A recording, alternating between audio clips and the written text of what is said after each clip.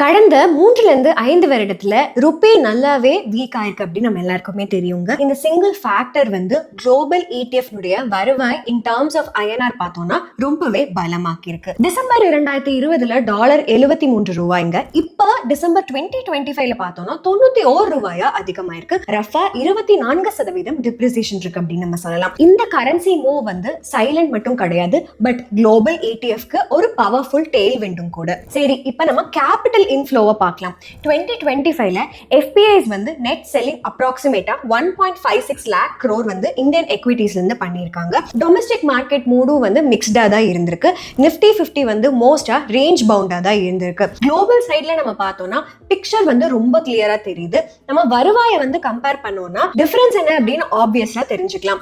S&P 500 26% 2023ல கொடுத்திருக்கு, 25% 2024லயும், 17.5% தான் 2025ல year to date கொடுத்திருக்கு. அதே சமயத்துல நிஃப்டி 50 பார்த்தோம்னா பாசிட்டிவ் ரிட்டர்ன்ஸ் வந்து 2023 to 2024ல இருக்கு. பட் ஓவராலா மார்க்கெட் வந்து ரேஞ்ச் பவுண்டா தான் இருந்திருக்கு அண்ட் அண்டர் பெர்ஃபார்ம் பண்ணிருக்கு. குளோபல் சந்தை கூட நம்ம கம்பேர் பண்ணி பார்த்தோம்னா கீ டேக்அவே இந்த இடத்துல என்னன்னு பாத்தீங்கன்னா, நெசசரியா நம்ம வெறும் இந்தியன் எக்விட்டிஸ்ல தான் ரிலை பண்ணணும் அப்படிங்கிறது கிடையாது. முதலீட்டாளர்கள் இன்னைக்கு என்ன பண்றாங்கன்னா, இன்டர்நேஷனல் பங்குகள்ல வந்து டைவர்சிஃபை பண்ணணும் அப்படின்னு பண்றாங்க. எப்படின்னா குளோபல் ETF மூலமாவும் மியூச்சுவல் ஃபண்டுகள் மூலமாவும். இந்த மாதிரி ஃபண்ட்ஸ் வந்து டபுள் அட்வான்டேஜ் கொடுக்கும். Strong equity rally plus strong dollar. நீங்க இதை பத்தி என்ன நினைக்கிறீங்கன்னு கமெண்ட் செக்ஷன்ல சொல்லிருங்க.